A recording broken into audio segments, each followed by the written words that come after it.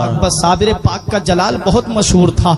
यही शमसुद्दीन तुर्क पानीपती ने सवाल कर दिया, हुजूर फना किसे कहते हैं, बका किसे कहते हैं? हुजूर बोलते तो हैं लेकिन मतलब समझ में नहीं आता। साबिर पाक ने फरमाया वक्त आने पे जवाब दूंगा। जब विसाल का वक्त करीब आया, शमसुद्दीन पानीपती को बुलाया, फरमाया सुनो, जब हमारा विसाल हो जाए, इंतकाल हो जाए, हमें गुस्ल देने की जरूरत नहीं, कफन पहनाने की जरूरत नहीं। कहा हमारे हुजरे का दरवाजा बंद कर देना, सब गैब से हो जाएगा। फरमाया मेरे जनाजे की नमाज भी कोई ना पढ़ाए। कहा हुजूर तब कौन पढ़ाएगा? फरमाया एक घुड़सवार आएगा और वो आकर के नमाज जनाजा पढ़ाएगा। अल्लाह अकबर। शमसुद्दीन तुर्क पानीपती को सारी बातें याद थी। साबिर पाक कलियरी जब इस दुनिया जाहिरी से पर्दा कर गए, हुजरे का दरवाजा बंद कर दिया गया, अंदर से पानी छलकने की आवाज आती रही, अंदर से गुस्ल की आवाज आती रही। थोड़ी देर के बाद जब पानी की आवाज शांत हुई तो दरवाजा खोला, देखा साबिर पाक को गुस्ल दिया हुआ है और आप कफन पहने हुए हैं।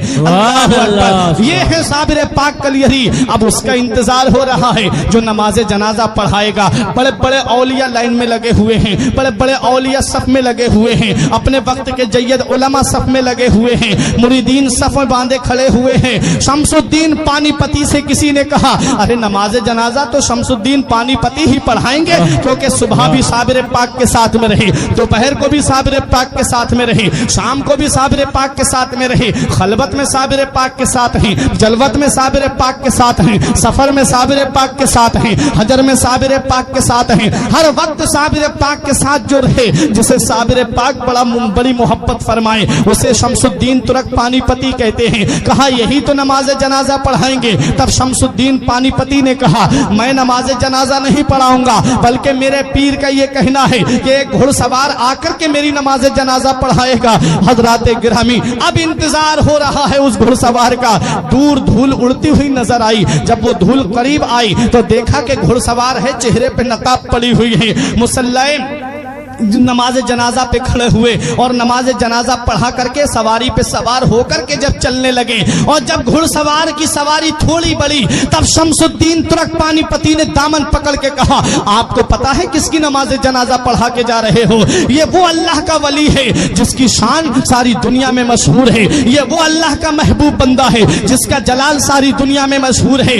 आप जिनकी नमाज जनाजा पढ़ा के जा रहे हो, ये अल्लाह का मुकर्रब बंदा है, ये अल्लाह का नेक बंदा है, ये अल्लाह का वली है। कल मेरे साबिर की तारीख लिखी जाएगी, कल मेरे साबिर की हिस्ट्री लिखी जाएगी, कल मेरे साबिर का इतिहास लिखा जाएगा और दुनिया वाले मुझसे सवाल करेंगे ए शमसुद्दीन पानीपती, सुबह को तुम साबिर पाक के साथ में थे, दोपहर को तुम साबिर पाक के साथ में थे, शाम को तुम साबिर पाक के साथ में थे, सफर में तुम साथ रहे, हजर में तुम साथ रहे, खलबत में तुम साथ रहे, जलवत में तुम साथ रहे, हर वक्त तुम साबिर पाक के साथ में थे। जरा बताओ साबिर पाक की नमाज जनाजा किसने पढ़ाई थी? हुजूर मैं उनको क्या जवाब दूंगा? कल जब तारीख लिखने वाले मुझसे सवाल करेंगे साबिर पाक की नमाज जनाजा पढ़ाने वाले का नाम बताओ, जब इतिहास लिखने वाले मुझसे पूछेंगे साबिर पाक की नमाज जनाजा पढ़ाने वाले का नाम बताओ, तब मैं उनको क्या जवाब दूंगा? जब अदीब अपनी अपनी तारीखों में लिखेंगे तब मैं उनको क्या जवाब दूंगा?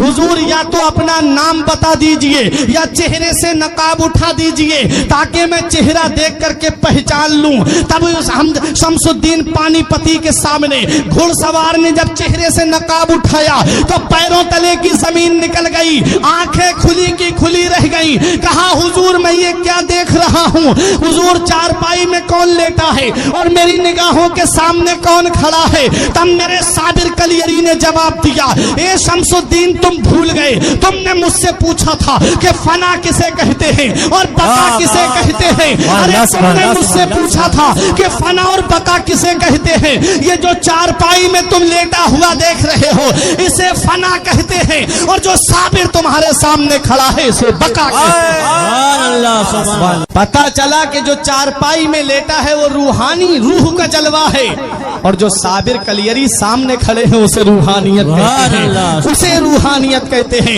रूह अलग होती है, रूहानियत अलग होती है।